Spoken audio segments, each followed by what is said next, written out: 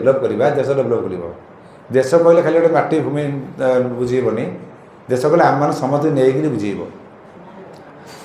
देखु ये गरम दिन आपण मैंने जदि वैदिक ग्रंथ पढ़ुता आमर बर्तमान 4 वेद 108 उपनिषद ओडिया प्रथम थर पर बाहर सारे तार लिंक जब चाहिए मुझे पठेदेवी आप पाठ करेंगे शिखिपारे वैदिक व्याकरण जो 6-7 खंड बही अच्छी से लुप्त किसी तालपत्र पोथी आम हस्तगत होती आम चेष्टा करें कि से पर्यंत आप पाणिनिकर व्याकरण फॉलो करूँ ताले पाणिनिक व्याकरण फॉलो जदि अनुसरण करेंगे ताले आमर से वैदिक जिन सब बुझीपारे आमर चाप चाप अर्थ कौन आप गोटे नुआ बुझे कौन बुझे से तो कह चाप गोटे हंस भाया गोटे से डंगाटे डंगा तो बोट कह नौका कह चाप कहीं कह जो चा भी नि जाए चा जो चा पीछे टी ते से संस्कृत शब्द आम साधारणतः आम कह चाटे देलु पीवाई चा मैंने आम गोटे गरम मैंने आमको भल लगुवा खाद्य गोटे पानी से चा युक्त अप चाप बुझेब किंतु च अप चाप ये जोड़ा जाए मतलब चापर अर्थ बुझाऊँ च अर्थ एवं अप माने खित अप तेज मरुत व्यम अमन जल तेणु जलर जो व्यवहार खरादिन में कराए कुबड़ार व्यवहार कले शरीर सुस्थ मन सुस्थ तार प्रत्यक्ष दर्शन होची आमर यही चापर शोभा यात्रा चंदन लगेगा शरीर में जोटा न्याचुराल आउ जो कौन गोटे मिलूँ डोमिनोस पाउडर ना कौन पकड़े कुल कुल से कला कला जाग लगे चंदन लगेगा जल क्रीड़ा करवा जामुन जल पानी बस बुड़ुवा जल भ्रमण करवा माने से जलर जो पवनटा देह बाजिब सेटा ही स्वास्थ्य भल आप जो एसी लगौचे एसी बेटर लगे आप बुलवे आप थे गोटे नदी के कूल बसतु राति अंधार देखिए एकला बसवे से नदीर जो कुल कुल शब्द मझे मझे गोटे गोटे चढ़ई थे कहुए नदी पानी भाषा जाऊ जन्म पड़ी जन्म आलुआ बसते तार जो माधुर्य सौंदर्य थोड़ा अनुभव करूँ तक जानीपारे दुर्भाग्य आम अनुभव करने ना नदी पाखे अच्छी ना कि अच्छी कितु से आम पोखरी रखागला आम जो नरेंद्र पोखरी कहे ये नरेंद्र पोखरी बहुत इतिहास विषय आम नीलमणि गुरु कहे बंधु सी सब बहुत पढ़ापढ़ी करती आम देखा चाप द्वारा कौन लाभ आमर हुए आम बर्तमान आम देखूँ ये जो आम पुरीर संस्कृति पुरीर परंपरा पुरीर भाषा ये सब गुड़ाक गोटे निरा भाषा से अति कम पाखे जाइए साईहात साईहात रामचंद्र जन्म हेले कालिका देवी साई जहाँ काली बाहर काली और राम सागे संपर्क कौन से पछ कथा आम बुझा पछरे किंतु ता परदिन कौन बाहर नाक कान ताल नाक कान को इम्पोर्टान्स नहीं देले से पुणी कौ दिन ना यज्ञ रक्षा दिन यज्ञ रक्षा दिन यज्ञ रक्षा कर राम लक्ष्मण जाइए से मारी कि मारी तार जोड़ा जाक पुओ भूलगला यज्ञ रक्षा दिन जो जाइए यज्ञ रक्षा करने से मारीच माने मरीच जे माया मृग होता मारीच आ सुबाहु ये दी भाई भी से उड़ीदे मारे कि ताड़े कि मारी माँ को ताड़े मार बहुत कारण अच्छे कारण से सापी पाई मुक्ति पाईगला तो तार दी पुओ को से उड़ीदे जे सी पछरे मारीच माया मृग होकर रामचंद्र नहीं मरला आम दी भाई की नेले ये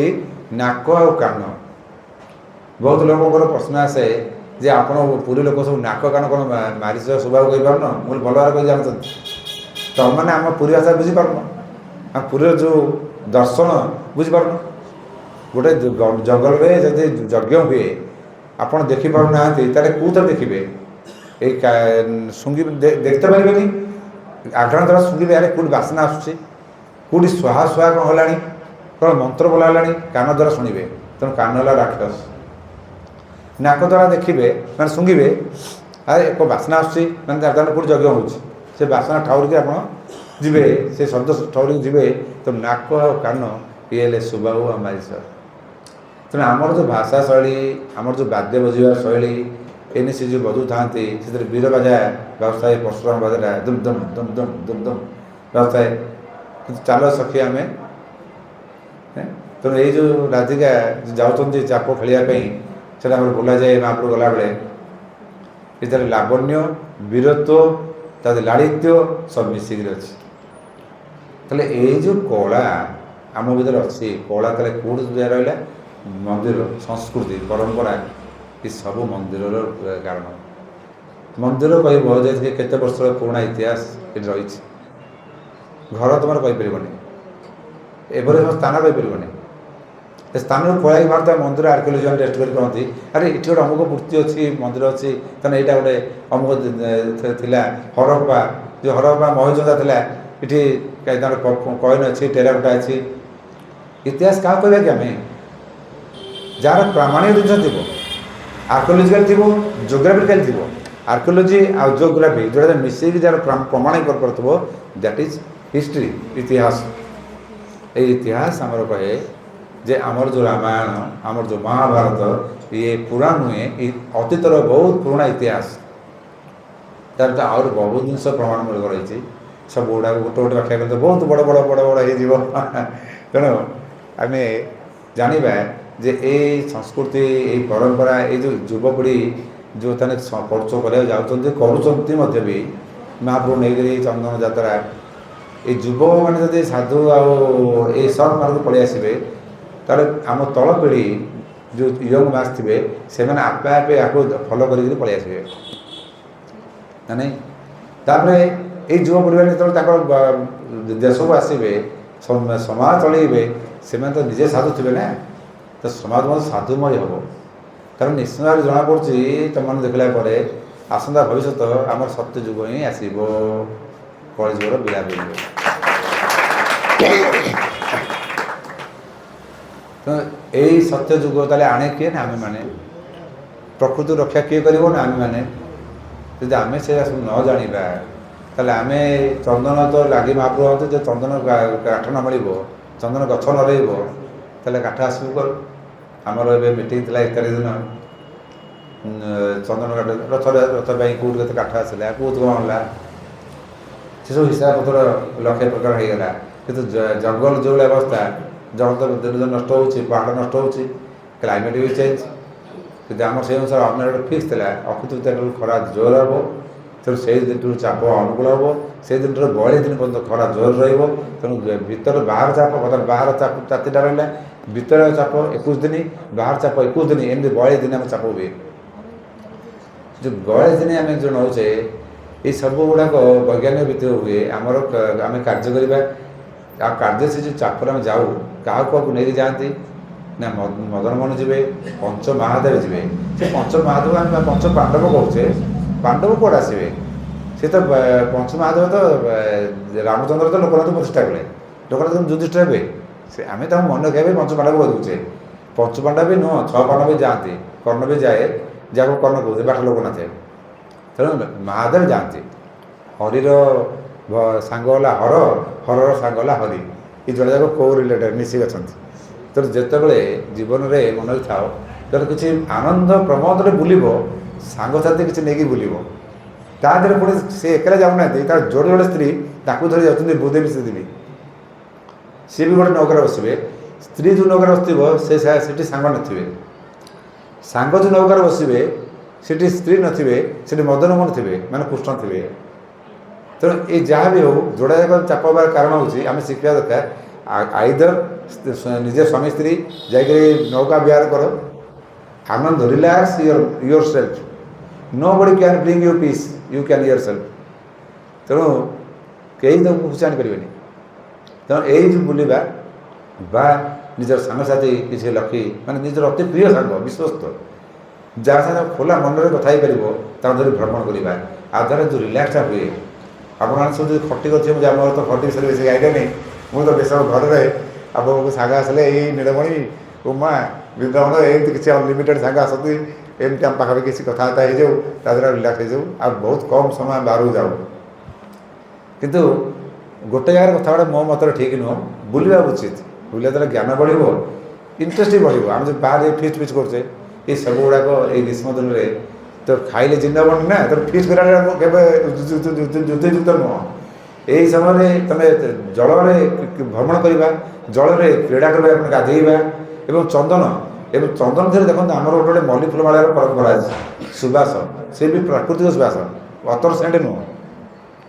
এই ସବୁଗୁଡ଼ାକ ପ୍ରକୃତିକୁ ସୁରକ୍ଷା ଦେବା। ଆମେ ଯଦି ପ୍ରକୃତି ନ ରହିବ, ନା ସେ ଏଇ ମଲ୍ଲିମାଳ ରହିବ, ନା ଚନ୍ଦନ ରହିବ, ନା ଯାତ୍ରା ଚନ୍ଦନ ଯାତ୍ରା ହେବ। ତେଣୁ ପ୍ରଥମେ ପ୍ରକୃତିର ସୁରକ୍ଷା। ତ ସେଇଥିପାଇଁ ମୁଁ ସଦାବେଳେ କହେ ଯଜ୍ଞ ତପ ଦାନ ତିନିଟାକୁ କରୁଥାଅ। ସେ ଯଜ୍ଞ ତପ ଦାନ ଏଠି ପାଖେ ଆଉ କରିହେବନି। ଆମେ ବର୍ତ୍ତମାନ ଜାଣିଲେ ଯେ ମନ୍ଦିର ଆମେ କ'ଣ ଦେଉଛି ନା ଦୈନନ୍ଦିନ ଶିଖଉଛି। ଆମର ଯେଉଁ ଗୁଡ଼େ ରିସର୍ଚ୍ଚ ଯେଉଁ କରୁଛନ୍ତି, ସେ ରିସର୍ଚ୍ଚ ଆମେ ରଖିବା ପାଇଁ ହେଲେ ସୁରକ୍ଷିତ ସ୍ଥାନ ଯଦି କୁହାଯାଏ, ଯେହେତୁ ବେଦ ଜ୍ଞାନର ଗନ୍ତାଘର, ସେ ମନ୍ଦିରରେ ସୁରକ୍ଷିତ ରଖାଯାଏ। ଆରେ ଆମେ ଯଦି ଏଭଳି ଭାବରେ ଚଳିବା, ଏଇଟା ଆମ ପାଇଁ ଲାଭଦାୟକ। କେମିତି ରଖିବା? ଆମ ପରପିଢ଼ି ଜାଣିବ କେମିତିଆ? ଆମ ପିଢ଼ି ଆମେ ମରିଗଲା ପରେ ତାକୁ ଜାଣିବ କେମିତିଆ? ମନ୍ଦିର ଭିତରେ ରଖିଦିଅ, ମନ୍ଦିରକୁ ଦେଖିକି ଲୋକ ଜାଣିଯିବ ନା ଦିଅଙ୍କୁ ଦେଖିକିରି। କିନ୍ତୁ ଦିଅ ଦେଖି ଜାଣିବା ନୁହେଁ ଯେ ଆମେ 60 ପଉଟି ଭୋଗ ଖାଇଥିବା, ଗୋଟେ ପଉଟି କେତେ 20 ଗଉଣୀ, 20 ଗଉଣୀ ତ ଗଉଣୀ, ଗୋଟେ ଗଉଣୀ ଲୋକ ଗୋଟେ ଖାଇପାରିବନି। ତେଣୁ ମୋ ପ୍ରଭୁ ପେଟୁ ଠାକୁର ସେ 60 ଗଉଣୀକୁ ଖାଇଦେବ। କାହିଁକି ନା ତମମାନଙ୍କ ପାଇଁ, ତମମାନେ ଖାଇବ ବୋଲେ 60 ଗଉଣୀ। 56 ଭୋଗ, 56 ଭୋଗରେ ସେ ଅମୁଣିଆ, ସେଇଟା ଏଇ ଅନ୍ନ ଧିରେ କାଉଣ୍ଟ ହେବନି। ସେମିତି ଦେଖିଲେ ତ ଅନ୍ନ ତ 10 ପ୍ରକାର 7 ପ୍ରକାର ଅନ୍ନ, 8 ପ୍ରକାର ଅନ୍ନ ଆସିବ। ତା ଦେହରେ ପଖାଳ 7 ପ୍ରକାରର, ଡାଲି 8 ପ୍ରକାର, ଏସବୁ ବହୁତ ଜିନିଷ ଅଛି। ତ ସେଗୁଡ଼ା ଛାଡ଼ିକି 56 ଭୋଗ। ଏସବୁ ଜିନିଷ ଦେଖିବାକୁ ଗଲେ ଏସବୁ ହିତକର ଜିନିଷ ଗୁଡ଼ାକ ଆମର ବୈଜ୍ଞାନିକ ଦୃଷ୍ଟିକୋଣରୁ ରଖାଯାଇଛି। ଆଉ ସେସବୁ ଜିନିଷ ବର୍ତ୍ତମାନ ଆସ୍ତେ ଆସ୍ତେ ଲୋପ ପାଇବାକୁ ଯାଉଛି। ଏଠି ବହୁତ ମିଟିଂ ହେଉଛି ଆମ ମନ୍ଦିର ଭିତରେ, ନୀଳମଣି ବି କେତେବେଳେ ଜାଗା ରହୁଛି, କିନ୍ତୁ ସେଇ ମିଟିଂର କିଛି ଭ୍ୟାଲ୍ୟୁ ମୋତେ ତ ଦେଖାଯାଉନି କିଛି ଭ୍ୟାଲ୍ୟୁ ହେଲା ଭଳିଆ। ଆଉ ଯଦି ରକ୍ଷା କରାଯିବ ତାହେଲେ ତୁମ ସମସ୍ତେ ମିଶିକିରି ଯଦି ସଂଗଠିତ ଭାବରେ ହେଇକିରି ମନ୍ଦିର ବିଷୟରେ ଜାଣ, ମନ୍ଦିର ବିଷୟରେ ପଢ଼, ସେ ବହିଗୁଡ଼ିକ ଯେଉଁ ବିଷୟରେ ମୁଁ ନୀଳମଣି କହିବି, ସେ ତୁମମାନଙ୍କୁ ସବୁ ଆଡ଼ଭାଇସ୍ ଦେବେ। ନୀଳାଦ୍ରି ମଧ୍ୟ ହେଉ, ସେ ରାମଦେବ ସଂହିତା ହେଉ, ଆମର ଆଉ ଗୋଟେ ଅଛି ଯେ ପୁରୁଷ ମହାତ୍ମା ମନ୍ଦିର ଯେଉଁ ଗାଡ଼ିଛି ତାକୁ ହେଉ, ଏଇସବୁ ଗୁଡ଼ାକ ରାମଦେବ ନାରଦ ପତ୍ରଟା ଟିକେ ପୂଜାପୂଜି ପଦ୍ଧତି ବେଶୀ ରହିଛି। ପୂଜାପୂଜି ପଦ୍ଧତିଟା ଟିକେ ଅଲଗା। ସାଧାରଣ ଜୀବନଯାପନ ପାଇଁ ଆମର ଯେଉଁ ପର୍ବପର୍ବାଣି ଉଠିବା ଶୈଳୀ, ଆଉ ରାତିରେ ଶୋଇବାର ଶୈଳୀ, ରାତିରେ ଶୋଇଲା ବେଳକୁ ଯେଉଁ ଘୋଡ଼ ଲାଗି, ଶୀତ ଦିନରେ ଘୋଡ଼ ଲାଗି ହେବା, ମାନେ ଶରୀରର ଟେମ୍ପରେଚର ବାଲାନ୍ସ ରଖାଯାଏ। ମୋ ଜେଜେମାଙ୍କଠୁ, ଜେଜେମା 7 ନାଡ଼ି ଦେଖନ୍ତି, ମୋତେ 3ଟା ନାଡ଼ି ମାତ୍ର ଶିଖେଇଛନ୍ତି। ତାପରେ ଚାଲିଗଲେ, ସେ କ'ଣ କରିବେ ନା ହିଟରରେ ଠିଆ ହେଇକିରି ତାଙ୍କ ନାଡ଼ି ଦେଖୁଥିବେ, ଟେମ୍ପରେଚର ଦେଉଥିବେ। ସମାନ 100 ବର୍ଷରେ ଗଲେ କହି ପଛିକିରି କେବେ ମରିବେ, ସେ କହିକି ଗଲେ ଯେ ମରିବେ। ତେଣୁ ଜେଜେମା ସେ ଯେଉଁ ଠିଆ ହେଇକିରି ହିଟର ପରେ ହାତ ଶିଖିବେ, ଗୋଡ଼ ଶିଖିବେ। ମୁଁ କହିବି ମା' ତା କ'ଣ କରୁଛ ରାତି ଯାକ ଶୋଇଲା ପୂର୍ବରୁ? ନା ମୁଁ ଦେଖୁଛି ମୋ ଟେମ୍ପରେଚର ଠିକ୍ ଅଛି ନାହିଁ। ଶରୀର ଟେମ୍ପରେଚର ଠିକ୍ ଥିବ ତାହେଲେ ରୋଗ ଛୁଇଁବନି। ବାତ ପିତ୍ତ କଫ, ବାତ ହେଲା, ପିତ୍ତ ହେଲା କ'ଣ ଯାହା ଆମ ଭିତରେ ରହିଯାଇଛି ସଡ଼ିକି ବାହାରୁଛି, କଫ ହେଲା ଯେଉଁ ରିଜେକ୍ଟେଡ଼ ଜିନିଷ। ତେଣୁ ଏ ଯେଉଁଟା ଅନାବଶ୍ୟକ ଜିନିଷ ବାହାର ଭିତରୁ ପଶିଯାଏ, ବାତ ଆକାରରେ ବାହାରି ପଡ଼େ। ତେଣୁ ଏଇସବୁ ଜିନିଷ ଦେଖିବାକୁ ଗଲେ ସେ ଦେଖନ୍ତି, ବାଲାନ୍ସ କରନ୍ତି, ଶୁଣନ୍ତି। ଆମର ସେ ଜ୍ଞାନ ସବୁ ହଜିଗଲାଣି। ଆମେ ଖାଲି ଡିଗ୍ରୀ ଧରିକି ବୁଲୁଛେ, କିନ୍ତୁ କିଛି ଲାଭ ନାହିଁ। ଆମ ମା' ପାଖକୁ ଗୋଟେ ଲୋକ ଆସୁଥିଲା, ସେ କ'ଣ 7 ନାଡ଼ି କ'ଣ ଶିଖିଲା ଭଗବାନ ଜାଣନ୍ତି। ସେ ଯାଇକରି କ'ଣ କେତେ କଣ୍ଟ୍ରି ବୁଲିକି ଆସିକିରି ତା ପୁଅ ଗୁଡ଼େ କ'ଣ ମୂର୍ଖ ହେଇଥିଲେ, ଦେଖିଲା ସେ ସବୁ କ'ଣ PG ପାସ୍ କରିଦେଲେଣି। ସେ କ'ଣ ସାର୍ଟିଫିକେଟ୍ ହେଇଥିବ ଭଗବାନ ଜାଣନ୍ତି। ଆମର ଭିତରେ ଏବେ ବି ମଧ୍ୟ ବି ବହୁତ ଲୋକ ଅଛନ୍ତି, ତୁମେ ଯୁବପିଢ଼ିର ସାହାଯ୍ୟ ଦରକାର, କାରଣ ଆମେ ସବୁ ଆସ୍ତେ ଆସ୍ତେ ବୟସ କମୁଛି। ଏଇଠି ପାଖରେ ବି ଜଣେ ଅଛନ୍ତି, ଆମ ମିଳିତ ଯଦି କୋଣାର୍କ ଯେଉଁ ନଷ୍ଟ ହୋଇଯାଇଛି, ଯଦି ପୁନର୍ବାର ଗଠିତ ହୋଇପାରିବ, ଆମର ଭିତରେ ଲୋକ ଏଇଠି ଅଛନ୍ତି, ତାକୁ ପୁନର୍ବାର ପୂର୍ବ ଭଳିଆ କରିପାରିବେ। ଯେଉଁ ଚୁମ୍ବକ କଢ଼ା ହେଇଥିଲା, ସେ ଚୁମ୍ବକ କାଢ଼ିବା ଭିତରେ ଆଉ କେତେ ପରିମାଣ ଚୁମ୍ବକ କେଉଁଠି କେମିତି ଦେଲେ, ନର୍ଥ ପୋଲ୍ ସାଉଥ୍ ପୋଲ୍ ପୁଣି ମନ୍ଦିର ସେମିତି ରହିବ। ମୂର୍ତ୍ତିଟା ଶୂନ୍ୟରେ ଥିଲା। ତ ଏଇ ଯେଉଁ ମୂର୍ତ୍ତି ଯେଉଁ ଶୂନ୍ୟ ରହିବା, ଏବଂ ଆମର ITC ଥିଲାବେଳେ ମୁଁ ଯାଇଥିଲି ଦେଖିବା ପାଇଁ, ଆମେ ଶିଶୁମାନେ ମାନେ ଷ୍ଟୁଡେଣ୍ଟମାନଙ୍କ ସାଙ୍ଗରେ ସେଠି ତାଙ୍କ ସିଂହାସନ ଉପରେ ହାତ ଚିହ୍ନର ଖାଲ ଅଛି। ମୁଁ ଏଇଟା ବ୍ୟବହାର ହେଇଛି ନା କେମିତି ଜାଣିଲେ? ମୁଁ ହାତ ଖାଲ ହାତ ଅଛି। ଆମେ ସବୁ ପାଣି ଯେଉଁ ଗଲାବେଳେ ତେଲ ଦ୍ୱାଦଶ ତେଲ ଗଲାବେଳେ ପାଣି ଟିକେ ନେଉ, ସେ ହାତ ବାଜି ବାଜିକିରି ପଥର ବି ଖାଲ ହେଇଯାଏ। ହଁ, ଏଇଠି ଗୋଟିଏ ଲୋକ ଅଛି, ସେ ଅଛନ୍ତି ଆମର ଅମୂଲ୍ୟ ବାବୁ ପ୍ରଫେସର ବସିଛନ୍ତି ଚୁପଚାପ ହେଇକିରି ସେ ଏଇ ଚୁମ୍ବକ ବିଷୟରେ ମ୍ୟାଥର ପ୍ରଫେସର ସେ, କିନ୍ତୁ ଏଇ ଚୁମ୍ବକ ବିଷୟରେ ତାଙ୍କର ଅଗାଧ ପାଣ୍ଡିତ୍ୟ ଅଛି। କେତେ ଚୁମ୍ବକ କେତେ ରହିଲେ ଆମର ପୁନର୍ବାର ଗୋଟେ ହେଇପାରିବ କୋଣାର୍କ, ଦୁର୍ଭାଗ୍ୟ ତାକୁ ସୁଯୋଗ ଦିଆଯାଉନି ଗଭର୍ଣ୍ଣମେଣ୍ଟ ନା ଗଭର୍ଣ୍ଣମେଣ୍ଟ ତରଫରୁ।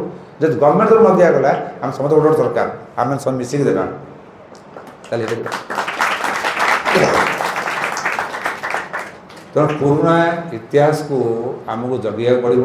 ଆଉ ଏହା ମଧ୍ୟ ସତ୍ୟ, ସେ କ'ଣ ପ୍ରେଡ଼ିକ୍ସନ୍ କରୁଛନ୍ତି ନଷ୍ଟ୍ରାଡାମସ୍ ପେଙ୍ଗା ଆମର ପଞ୍ଚ ମହାପୁରୁଷ ଯାହା କରୁଛନ୍ତି ସେ ତ ନିହାତି ହେବ, ଆଜି ନହେଲେ କାଲି ହେବ, କିନ୍ତୁ ସେ କ'ଣ ହେବ ସେ ଅତି ଭବିଷ୍ୟତ ପାଇବ। ଆମକୁ କରିବାକୁ ପଡ଼ିବ। ଆମେ ଯେଉଁ ଜିନିଷ କରିବାକୁ ଯାଉଛେ, ମାନେ ଆମର ଯେଉଁ ଚାରି ହାତ ଅଛି ଧର୍ମ ଅର୍ଥ କାମ ମୁଖ୍ୟ, ସେମିତି ଆମର ଚାରିଟା ଜିନିଷ ରହିବା ଦରକାର। ଧର୍ମ ବିଚାର ସାଙ୍ଗରେ କର୍ମ ବି ରହିବା ଦରକାର। କାମ କରିବା ବେଳେ ବିଚାର କରୁଥିବା ଲାଭ କିଛି ନାହିଁ, ଓଭର ଥିଙ୍କିଂ ଆହୁରି ପାଗଳା ହେଇକି ବୁଲିବା କଥା। ତ କାମ ସାଙ୍ଗରେ ଚିନ୍ତନ ଆଉ ତା ସାଙ୍ଗରେ ମାରଣ, ମାନେ ଯେଉଁ ବାଧା ଯେଉଁ ତାକୁ ହଟେଇବା। ଯଦି ବାଧା ପାଉଥିବା ଅତ୍ୟଧିକ ବାଧା ହେଇଯିବ ତାହେଲେ ଲାଗେ ଆମେ ଡୁବିଯିବା। ତା ସହିତ ପ୍ରେମର ଭାବ, ଭକ୍ତି ଭାବ କୁହ, ପ୍ରେମ ଭାବ କୁହ, ମାନେ ଆନନ୍ଦ ରହିବା। ଏଇ ଯେଉଁ ଚାରୋଟି ଜିନିଷକୁ ଆମେ ଯଦି ପାଳନ କରିବା ତାହେଲେ ଧର୍ମାର୍ଥ କାମ ଆମର ଏଇଥିରେ ପ୍ରାପ୍ତି ହେଇଯିବ, ଏ ଚାରି ହାତ ଭଳିଆ। ତେଣୁ ଆମେ ଜଣେ ମାରୁଥିବ, ଆଜି ପୃଥ୍ୱୀରାଜ ଚୌହାନ କାହିଁକି ଦଣ୍ଡ ପାଇଲା? 17 ଥର ସେ ଛାଡ଼ିଲା। 17 ଥର ଛାଡ଼ିବାକୁ ଆମର ଶାସ୍ତ୍ର ଲେଖା ନାହିଁ, ମ୍ୟାକ୍ସିମମ୍ 3 ଥର। ଗୋଟେ ଥର ଆମର ମନ୍ଦିର ବିଷୟରେ ନୂଆ ନୂଆ ଯେତେବେଳେ ବଡ଼ ବଡ଼ ଶାଢ଼ୀ ବନ୍ଧିଥାଏ, ସେ ବହୁତ ପ୍ରୋବ୍ଲେମ୍ ତୁମମାନଙ୍କୁ କିଛି କହିପାରିବିନି। ସେଥିରୁ ମୋତେ ନୀଳମଣି ଆମର କହିଲେ ଯେ ଦେଖ ମୋତେ ଡାକ ପିଲି ଡାକ, ଡାକନ୍ତି ମୋ ନାଁ ପିଲି। ପିଲି ତୁମେ 7 ଥର ଯଦି ଛାଡ଼ିଦିଅ ତାପରେ ତୁମେ ଯାହା କହିବ ସେଟା ଦୋଷ ଲାଗିବନି। ସେ କହିଲା ବେଳକୁ 7 ଥର କ'ଣ 14 ଥର ସେ ଭୁଲଟା କହିସାରିଥିଲି। ମୋର ସେ ତା ପରଠୁ ଆଜି ଯାହା ପର୍ଯ୍ୟନ୍ତ ଯାହା ଭୁଲ ହେଉଛି ଯାହା କରୁଛି ମୁଁ ଦେଖୁଛି ଆଖିରେ ବହୁତ ଭୁଲ ଦେଖୁଛି, ବହୁତ ଭୁଲ। ଯଦି ଆମ ମନ୍ଦିର ଯଦି ଠିକ୍ ସେ ରୁଲ୍ଟା ରହିଯିବ ସାରା ବିଶ୍ୱ ଶାନ୍ତି ବଢ଼ିଯିବ, ବିଶ୍ୱ ୱାର୍ ବନ୍ଦ ହେଇଯିବ।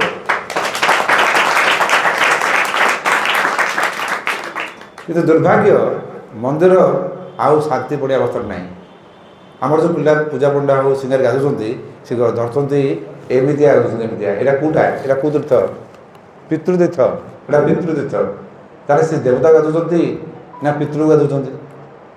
ଯଦି ଗୋଟେ ବଡ଼ ପଣ୍ଡାର କାମ କଲେ ସୁପରଭାଇଜିଂ କରିବା, ଯଦି ବଡ଼ ପଣ୍ଡା କହୁଛି ତାହେଲେ ବଡ଼ ପଣ୍ଡା କହ ତୁମେ କିଏ ସେ? ଏଇଟା ଆମେ କରିବୁ, ତୁମେ କିଏ ସେ? ତେଣୁ ପ୍ରଶାସନ କହୁଛି ତାପରେ ଅଙ୍କୁଶରେ ଦରକାର, କିନ୍ତୁ ବଡ଼ ବଡ଼ କାଢ଼ ଅଙ୍କୁଶ ତମର ହେଉନ। ଗୋଟେ କାମ କରାଯାଉ, ଗୋଟେ ହାଡ଼ିକି ରଖାଯାଉ ଅଙ୍କୁଶ କରିବା ପାଇଁ, ସେ ପୂଜା ଜଗିବ। ଆଉ ଗୋଟେ ମୁଖ୍ୟ ପୂଜା ରଖି ଦିଆଯିବ, ହାଡ଼ି କାମ କରିବ ନା? ଇଏ ହାଡ଼ି କାମ କରିପାରିବ ନା ସେ ପୂଜା ଶିଖିପାରିବ? ଏ ଅବସ୍ଥା ମନ୍ଦିରର। ଆଉ ବର୍ତ୍ତମାନ ଦେଶର ଅବସ୍ଥା ବି ସେଇଆ।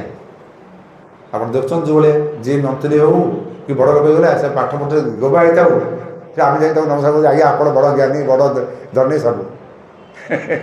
ତେଣୁ ଆମକୁ ଥିଲା ଯାହା ସତ୍ୟ ତା ସତ୍ୟ, ଆମକୁ ସତ୍ୟକୁ ସ୍ୱୀକାର କରିବାକୁ ପଡ଼ିବ, ସତ୍ୟକୁ କହିବାକୁ ପଡ଼ିବ, ଆମକୁ ଏକଜୁଟ ହେବାକୁ ପଡ଼ିବ। ଆଉ ଆମେ ଯେ ଏମିତି ଅଷ୍ଟ୍ରେଲିଆ ଯେତେବେଳେ ପ୍ରଥମେ ଆରମ୍ଭ ହେଲା ଜଗନ୍ନାଥ ମନ୍ଦିର, କୁଇଜିଟ୍ କହୁଥିଲେ ଆମର ଭାରତୀୟ ଲୋକ, ପ୍ରବାସୀ ଭାରତୀୟ। ଆଜି ସେଇ 5-6 ଜଣ ନେଇକରି ମୋର ଗୋଟେ ଶିଶୁକୁ ଦେଲେନି ଦୀକ୍ଷା, ତରୁଣ ବସ୍ତି 6 ବର୍ଷ ପରେ ବର୍ତ୍ତମାନ ସେଲିବ୍ରିଟି ୱାର୍ଲଡର। କାଲି ତ ଗୋଟେ ସତ୍ସଙ୍ଗ କରୁଥିଲେ ବିନା ଉପଚାରରେ କେମିତି ପୂଜା କରାଯାଏ। ଆଜି ତାଙ୍କୁ ପ୍ରେସିଡେଣ୍ଟ ଉପରେ ଅଷ୍ଟ୍ରେଲିଆରେ ତାମାନେ ଭେଟ ହେଉଛନ୍ତି। ଆଜି ବିରାଟ ମନ୍ଦିର କାମ କରିବା ଠିଆ ହେଲା ୱିଦିନ୍ 6 ଇୟର୍ସ। ଯେଉଁଠି ଚିହ୍ନୁ ନଥିଲେ ଜଗନ୍ନାଥଙ୍କୁ 4-5 ଲୋକ, ମୁଁ ତ ସେଠି ବହୁତ ଲୋକ ଠିକ୍ ବସୁଛନ୍ତି ଝିଅ ପୁଅ ମିଶିକିରି। ଯଦି ତୁମ ସବୁ ମିଶିଯିବ, ସେ 6 ବର୍ଷ ଯଦି ଜଗନ୍ନାଥ ମନ୍ଦିର ଠିଆ କରିଦେଇ ପାଇଲେ କାମ କରିବା ଭଳିଆ ଜାଗାରେ, ଅଷ୍ଟ୍ରେଲିଆ ରାଷ୍ଟ୍ର ଯେଉଁଟା କ୍ୟାପିଟାଲ, ତା ପୂର୍ବରୁ ସିଡନୀରେ ଥିଲା। ସେମାନେ କହୁଥିଲେ, ସେମାନେ ଖାତିର କରୁଥିଲେ, କାହିଁକିନା ମୁଁ ଯେହେତୁ ସେବକ। ତେଣୁ ସିଏ ମୁକ୍ତାନନ୍ଦ ବୋଲି ନେଲେ। ମୁକ୍ତାନନ୍ଦ ସ୍ୱାମୀ ଆମର ପଞ୍ଚତନ୍ତ୍ର ଗଳ୍ପଟାକୁ ଇଂଲିଶରେ ତାଙ୍କୁ ଏପଟ ସେପଟ କରି କହିଦେଲେ, ଯେଉଁ ପଞ୍ଚତନ୍ତ୍ର ଗଳ୍ପ 3 ତୁଣ୍ଡରେ ଛେଳି କୁକୁର ନା, ସେ ତା ପାଇଁ ସ୍ୱାଗତ ଜଣାଗଲା। ୱାର୍ଲଡ ଓଡ଼ିଶା ସୋସାଇଟି ତରଫରୁ ତାଙ୍କୁ ପୁରସ୍କାର ଦିଆଗଲା। ଦୁର୍ଭାଗ୍ୟ ଆମ ଜନସେବକ ବୋଲେ ମୂର୍ଖ, ତେଣୁ ତାଙ୍କୁ ନିଆଯିବ ନାହିଁ। ସେଇ ଜାଗାରେ ସିଡନୀ, ସେଇଠି ମଧ୍ୟ ଏବେ କହୁଛନ୍ତି ଆପଣ ଗୋଟେ ଗାଇଡ଼ କରନ୍ତୁ, ଆମେ ରଥଯାତ୍ରା କରିବୁ। ମୁଁ ତୁମେ ଏକାଥରେ ନେଇଯାଅ, ମାନେ ମୁଁ ତ ତୁମ ପାଇଁ ଏକ୍ସଟ୍ରା, କାନବେରା ପାଇଁ ଏକ୍ସଟ୍ରା, ମେଲବୋର୍ଣ୍ଣ ପାଇଁ ଏକ୍ସଟ୍ରା କରିପାରିବିନି, ଏକାଥରେ ନେଇଯାଅ। ସେଠି ଏଡ଼ିଟି ଜଗନ୍ନାଥ ଅଛନ୍ତି ଗୋଟେ ଇସ୍କନ ମନ୍ଦିରରେ, ତାଙ୍କର ରଥଯାତ୍ରା ହେଉଛି। କିନ୍ତୁ ଏଠି କେବଳ ଜଗନ୍ନାଥ ମନ୍ଦିର ହେଇଛି। କେଉଁଠି? କ୍ୟାନବେରା। ଏଠି ତୁମମାନେ ମୋର ଶିଷ୍ୟ ମୋର ଜଣେ ଅଛନ୍ତି, ଯେଉଁମାନେ ବି ଯିବେ ମୋ ଯେଉଁ ଜାଗା ଗୁଡ଼ାକ ଅଛି ବର୍ତ୍ତମାନ ତ ଅଲରେଡ଼ି 9ଟା 10ଟା କଣ୍ଟ୍ରିରେ ମୋର ଭଲ ଆଧିପତ୍ୟ ବି ଅଛି। ତୁମେମାନେ ସବୁ ଫ୍ରିଲି ପାସପୋର୍ଟଟେ କର, ଖାଲି ପାସପୋର୍ଟ ଭିଜା ମିଳିବା କଥା ଦାୟିତ୍ୱ ମୋର। ଭିଜା ଆରାମସେ ହେବ, ସେଠି ରହିବା ଦାୟିତ୍ୱ ବି ମୋର। ସେଠି ତୁମ ସୁରକ୍ଷିତ ରଖାଯିବ, ତୁମେ ସେଠି ବୁଲିବ ଦେଖିବ, କିନ୍ତୁ ଆମ ସଂସ୍କୃତି ଆମ ପରମ୍ପରାକୁ ଛାଡ଼ିବନି, ସେଇଟାକୁ ସେଠି ବଜେଇକି ଆସିବ। ତୁମେ ଆମକୁ ଫଲୋ କର, ଆମେ ତାକୁ ଫଲୋ କରିବା ଦରକାର ନାହିଁ।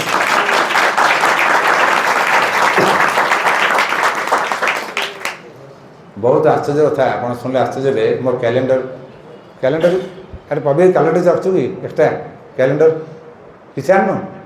ଗଲା ଆଉ ସେ ମେନ୍ ବେଳକୁ ଜାଣିନଥିବ। ଗୋଟେ କ୍ୟାଲେଣ୍ଡର କଲି ମାତ୍ର 12,000 ଟଙ୍କା ଖର୍ଚ୍ଚ କରିକିରି 150 କରିଥିଲି। ସେଠିକି ଭୁଲ ରଖିଲା ଆଉ 50 ଏକ୍ସଟ୍ରା ଦେଲା। ସେ କ୍ୟାଲେଣ୍ଡର ମୁଁ ତାକୁ PDF କରି ପଠାଇଦେଲି। ସେ PDF ପଠାଇଦେଲା ପରେ ବର୍ତ୍ତମାନ ସେ PDFରୁ 9ଟା କଣ୍ଟ୍ରି ଗୋଟେ ଲକ୍ଷାଧିକ କ୍ୟାଲେଣ୍ଡର ବଣ୍ଟା ସରିଲାଣି, ଆହୁରି ଚାଲିଛି ପ୍ରିଣ୍ଟିଂ। ମୋତେ ଲାସ୍ ଭେଗାସ ଏ ଯେଉଁ ଲସ୍ ଆଞ୍ଜେଲ ଏସବୁ ଫୋନରେ କହୁଛନ୍ତି ଯେ Pandit please give us another PDF please. I want need your knowledge, the tradition of Odisha, India. I don't know. All are interested to know the tradition, the culture of India. ମୁଁ ତ India କେବେ କହିବିନି, ଭାରତ।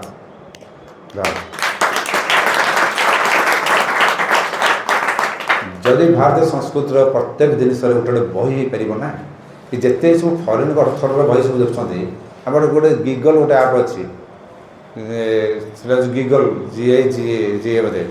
ସେଟା ଦେଖି ବହୁତ foreign ଅଥରର ବହିକୁ ନେଇକରି କରାହେଇଛି। ଆଉ ଆମେ ଭାରତୀୟ ଅଥରମାନ ଯେଉଁ ନେଇଛି କିଛି ନାହିଁ, ତା ଦେହରେ କିଛି ନାହିଁ।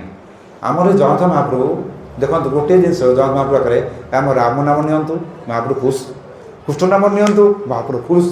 ସେ ବି ରାମ, ସେ ବି କୃଷ୍ଣ, ସେ ବି ନୃସିଂହ, ସେ ବି ବାବନ ଧର୍ମ ହୁଏ। କେଉଁଠି କ'ଣ ନ ହୁଏ ତାକୁ ଆମର ମହାପ୍ରଭୁ ପାଖରେ ଶିବ ବି ଅଛନ୍ତି, ତେଣୁ ଶିବକୁ ନେଲେ ବି ଖୁସ୍। ଦୁର୍ଗା ବି ଅଛନ୍ତି, ଆମ ଦୁର୍ଗା ମାଧବ ପୂଜା ହୁଏ, ଦୁର୍ଗା ମାଧବ। ତେଣୁ ମନ୍ଦିରରେ ଦୁର୍ଗା ସହସ୍ର କୁମ୍ଭବରଣ ଏଇ ବଡ଼ପଣା ଦ୍ୱାରା କରାଯାଏ। ବର୍ତ୍ତମାନ ସେଇ ଦୁର୍ଗା ମାଧବ ରହିଛନ୍ତି, ଦୁର୍ଗା ବି ଅଛନ୍ତି। ଯେଉଁ ପରମ୍ପରା ସୌରୀ ମାନେ ସୂର୍ଯ୍ୟ, ପ୍ରଥମେ ସୂର୍ଯ୍ୟ ପୂଜା ହେଲେ ରୋଷମୟ ହେବା କଥା, ଏବେ ରୋଷମୟ ହେଇକି ସୂର୍ଯ୍ୟ ପୂଜା ହେଉଛି। ଯାହା ବି ହଉ ସୂର୍ଯ୍ୟ ପୂଜା ହେଉଛି, ସୂର୍ଯ୍ୟ ମନ୍ଦିର ଅଛି, ପ୍ରଥମେ ସୂର୍ଯ୍ୟ ପୂଜା।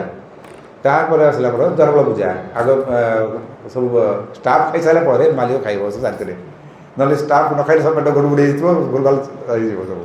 ତେଣୁ ମ୍ୟାନେଜମେଣ୍ଟ। ଦ୍ୱିତୀୟରେ ଆସିଲା ଆମର ଶାକ୍ତ ଦୁର୍ଗା ବିମଳା ଅଛନ୍ତି, ଶକ୍ତି ପୂଜା ବି ଆମର ହୁଏ। ତାପରେ ଆସିଲା ବୈଷ୍ଣବ, ତ ପ୍ରାୟ ଲୋକ ଜଗନ୍ନାଥ ବିଷ୍ଣୁ ଭାବୁଛନ୍ତି, ବିଷ୍ଣୁ ହେଇଗଲେ। କିନ୍ତୁ ଦୁର୍ଭାଗ୍ୟ ସେଇ ଜଗନ୍ନାଥ ମହାପ୍ରଭୁ ସଦାଶିବରେ ରୂପରେ ବିଷ୍ଣୁଙ୍କୁ ସୁଦର୍ଶନ ଚକ୍ର ଦେଇଥିଲେ। ଏଇଟା 52 ପୁରାଣ ଲେଖା ଅଛି। ଆଚ୍ଛା, ଏଠି ହେଲା ବୈଷ୍ଣବ। ଶୈବ ବି ଅଛନ୍ତି, ଶୈବ ପୀଠ ଅଛନ୍ତି କ୍ଷେତ୍ରପାଳ। ଗାଣପତ୍ୟ ବି ଅଛନ୍ତି, ବର୍ତ୍ତମାନ ସଭାରେ ପୂଜା ହେଉଛନ୍ତି। ତେଣୁ ଏଇ ଜିନିଷ ଗୁଡ଼ିକ ଆମର ଦରକାର ନାହିଁ। ଏଇ 5ଟା ଯାକ ଯେଉଁ ସମ୍ପ୍ରଦାୟ ଆମେ କହୁଛେ, ସମ୍ପ୍ରଦାୟ ବହିର୍ଭୂତ ଯେଉଁ ନିଆଯାଏ ତାହେଲେ ସେ ହେଲେ ଜଗନ୍ନାଥ ମହାପ୍ରଭୁ। ଜଗନ୍ନାଥ ମହାପ୍ରଭୁ କାହିଁକି ସମ୍ପ୍ରଦାୟ ବହିର୍ଭୂତ? ସମ୍ପ୍ରଦାୟ ପଛରେ ହେଲା, ଆଗ ସୃଷ୍ଟି ରଚନା ହେଲା। এই ସୃଷ୍ଟି ରଚନା ଯେଉଁ କରାଯିବାର ପ୍ରୋସେସ୍, ଏଇ ହେଲା ଜଗନ୍ନାଥ କ୍ରିୟା। ଜଗନ୍ନାଥ କ'ଣ ପଢ଼ିଲେ? ଆମର ସାଇନ୍ସ କହୁଛି ଯେ ଗ୍ୟାସୀୟ, ତରଳ, କଠିନ, ଏ କ୍ରିୟା ଜଗନ୍ନାଥ ସେଇ କଥା କହିଛନ୍ତି। ଆମର ଯେଉଁ ସନ୍ଧ୍ୟାରେ ଆମେ ଯେଉଁ କରୁଛେ ଋତୁଞ୍ଚ ସତ୍ୟମ୍, ସତ୍ୟମ୍ ଯାହା ନ୍ୟାଚୁରାଲ ମାନେ ଅନୁଗତ ସତ୍ୟ, ଋତୁ ହେଲା ନ୍ୟାଚୁରାଲ ସତ୍ୟ। ଏଇଟା ବହୁତ ବୁଝିପାରୁନାହାନ୍ତି। ଋତୁଞ୍ଚ ସତ୍ୟ ଚରଣ ସତ୍ୟମ୍ ଚାବିଧା ତପସ୍ୱତ ଯାଏ, ଯାହା ତପସ୍ୟାରୁ ଜଣାପଡ଼ିଛି। ଚାବିତା ତପସ୍ୱତ ଯାଏ ତ ତତ୍ର ରାତ୍ର ଯାଏ, ଆଗ ଅନ୍ଧକାର ଶୂନଶାନ, ଜିରୋରୁ ଷ୍ଟାର୍ଟ ହେଲା ପୁରା ଅନନ୍ତ। ତତ୍ର ରାତ୍ର ଯାଏ, ତତ୍ର ସମୁଦ୍ର ଅର୍ଣ୍ଣବ, ସମୁଦ୍ର ଦର୍ଣ୍ଣବା ଦଧି ସମ୍ବତ୍ସର। ସମୁଦ୍ର ମାନେ ଜଳ, ଅର୍ଣ୍ଣବ ମାନେ ଜଳ ସମୁଦ୍ର, ଦର୍ଣ୍ଣ ମାନେ ଜଳ, ଦଧି ମାନେ ଜଳ। ଆମ ଦଧି ମହୋଦଧି କହୁଛ ନା ଜଳ। ତାହେଲେ ଏତେ ପ୍ରକାର ଜଳ ସୃଷ୍ଟି ହେଲା।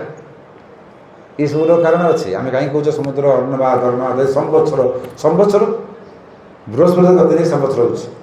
এই যে আমরা আঁকুছে নেবা, তাহলে আমার জগন্নাଥ মহাপ্রভু ଯେଉଁ ଆଖି ଆମେ যেটা କହୁଛେ ସୂର୍ଯ୍ୟ ଚନ୍ଦ୍ର, ଆମେ ଏଟାକୁ ଇମାଜିନାରୀ କହୁଛେ ନାଇଁ, ଏଇଟା ବ୍ଲାକ୍ ହୋଲ୍।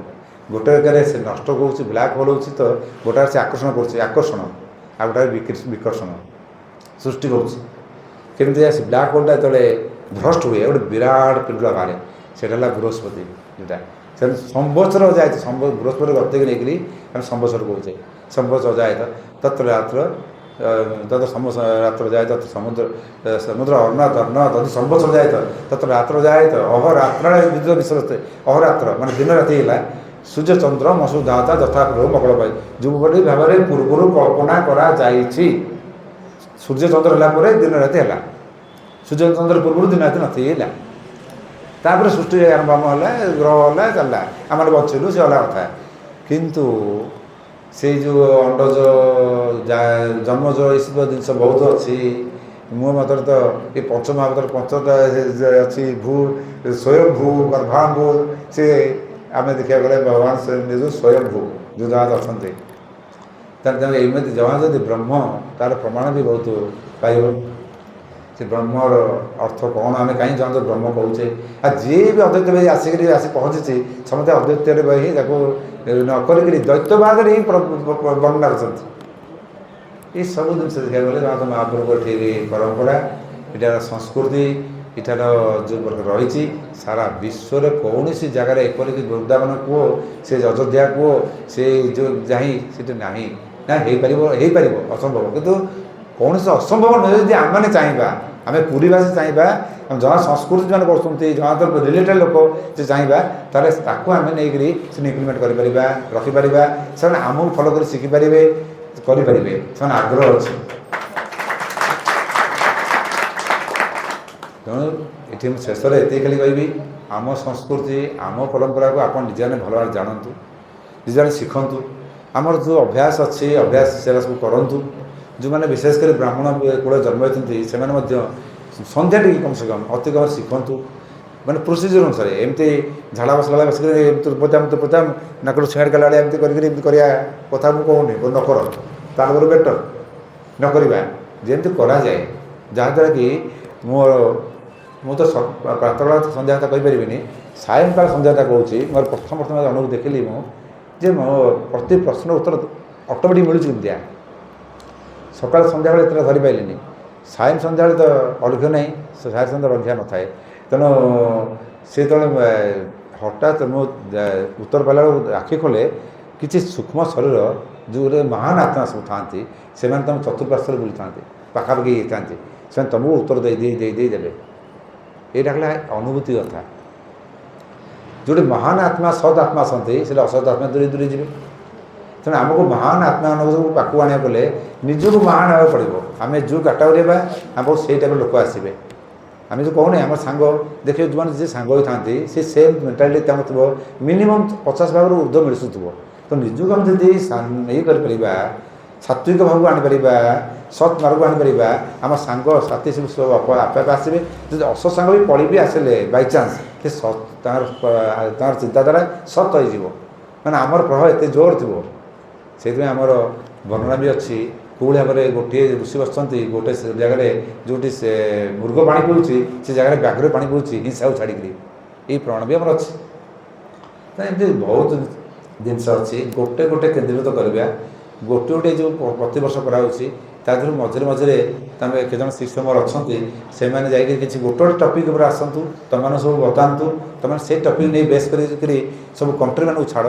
ତା ଦେହରେ ତୁମର ୟୁଟ୍ୟୁବ୍ ବି ବଢ଼ିବ, କାରଣ ମୁଁ ତ ସବୁ କରିବା ସମ୍ଭବ ନୁହଁ। ତୁମେ ୟୁଟ୍ୟୁବ୍ ବଢ଼ିବ, ଗୋଟେ ଭଲ ମାଧ୍ୟମ ସେଇଟା ଅଛି। ତା ଭିତରେ ଗୋଟେ ଲୋକ ଜାଣିବେ, ୟୁଟ୍ୟୁବ୍ ବଢ଼ିବାର ଯେ ଇମ୍ପୋର୍ଟାନ୍ସ ନୁହଁ, ଗୋଟେ ଲୋକ ଜାଣିବେ, ଆଉ ଗୋଟେ ଲୋକ ଭାଷା ବି ଶିଖୁଛନ୍ତି। ମୁଁ ସେଥିପାଇଁ ଚେଷ୍ଟା କରୁଛି ଛୋଟ ପିଲା ଭଳିଆ କିଛି କରିବା ପାଇଁ। ଯଦି ହେଲା, ତାହେଲେ ଗୋଟେ ଲୋକ ଭାଷା, ଓଡ଼ିଆ ଭାଷା ଶିଖିବେ ଦେଖିକିରି, ଆମକୁ ଖେଳିକିରି। ତେଣୁ ଏଇସବୁ ଜିନିଷ ତୁମେ ନିଜେ ଭଲ ହୁଅ, ସତ୍ ଚିନ୍ତା ଆସିବା ପାଇଁ ସତ୍ ସଙ୍ଗ କର। ଅସତ୍ ସଙ୍ଗ ତୁମେ ଯଦି ଭଲ ନ ଲାଗୁଛି, କମ୍ଫର୍ଟେବୁଲ୍ ନ ଲାଗୁଛି, ଦୂରେଇ ଯାଅ। ନହେଲେ ଟେନସନ୍ ପଡ଼ିବ, ଖାଲି ଟେନସନ୍ ବାଜେ ଟେନସନ୍ ନେଇଯିବ। ଦୂରେଇ ଯାଅ। ଯେଉଁ ସତ୍ସଙ୍ଗ, ଆଉ ସତ୍ସଙ୍ଗ ଆସିଲା ପରେ ଖାଇବାଟା ଆପେ ଆପେ ସତ୍ ବି ଆସିଯିବ। ଏଇସବୁ ଜିନିଷ ଆପେ ପଡ଼ିବ ସଙ୍ଗ ଦୋଷରେ। କାରଣ ଗୋଟେ ମାରବାଡ଼ି ଦେଖ, ସେ ଜାଣୁନି ଆମିଷ କ'ଣ ପିଆଜ କ'ଣ, କିନ୍ତୁ ଆମେ କହୁଛେ ଆମିଷ ନ ଖାଇଲେ ପ୍ରୋଟିନ୍ କମିଯିବ, ପିଆଜ ନ ଖାଇଲେ କ'ଣ ଅମୁକ ହେବ, ରସୁଣ ଖାଇଲେ ଥଣ୍ଡା ଛାଡ଼ିବ। କିନ୍ତୁ ଗୋଟେ ମାରବାଡ଼ିରେ କ'ଣ, ସେ ଗୋଟେ ମୋଟାମୋଟି ବସିଛି, ଗୋଟେ ବ୍ଲଡ଼ ଦାନ, ରକ୍ତଦାନ କରୁଛି। ତ ତେଣୁ ତାମାନେ ପରିବେଶ ଆମ ପରିବେଶ ଯଦି ଆମେ ଦେଖିବା ମାଛ ମାଂସ କେହି ଖାଉନାହାନ୍ତି ଆମକୁ ମାଛ ମାଂସ ଗୋଟେ ଖାଦ୍ୟ ବୋଲି ଜାଣିନଥିବା ଖାଇବା କ'ଣ ଏସବୁ ମାନସିକ ଚିନ୍ତାଧାରା। ତେଣୁ ଶୁଦ୍ଧ ପରିବେଶ ସାତ୍ଵିକ ଆହାର ଆଣେ ଶୁଦ୍ଧ ପରିବେଶ ସତ୍ସଙ୍ଗ ତାହେଲେ ସତ୍ସଙ୍ଗରେ ସତ୍ସଙ୍ଗ ଦ୍ୱାରା ବହୁତ ପ୍ରାପ୍ତି ହୁଏ। ଏଇ ଜିନିଷକୁ ନେଇକି ବୁଝରେ ମଧ୍ୟ ସଙ୍ଗମ ଶରଣମ ଗଚ୍ଛାମି କହିଛନ୍ତି ତାଙ୍କ ଧର୍ମ। ତାପରେ ବହୁତ ଜିନିଷ ଅଛି ଏଇଠି ଆଉ ବେଶୀ କହୁନି କାରଣ ମୋତେ ଟିକେ ଯିବାକୁ ପଡ଼ିବ ଭୁବନେଶ୍ୱର ତେଣୁ ଅଭ୍ୟାସ କରିବାର ଅଛି ଯୋଉ ଆପଣ ଜଗନ୍ନାଥ କ୍ରିୟା। ମୁଁ ବର୍ତ୍ତମାନେ ଏଇଠି ବିରାମ ନେଉଛି ମୋ ଘରେ ଆପଣ ନୀଳମଣି କୁହନ୍ତୁ ମୋତେ ଟିକେ ଏଠି ବିଦାୟ ଦିଅନ୍ତୁ। ଜୟ ଜଗନ୍ନାଥ ଜୟ ଜଗନ୍ନାଥ।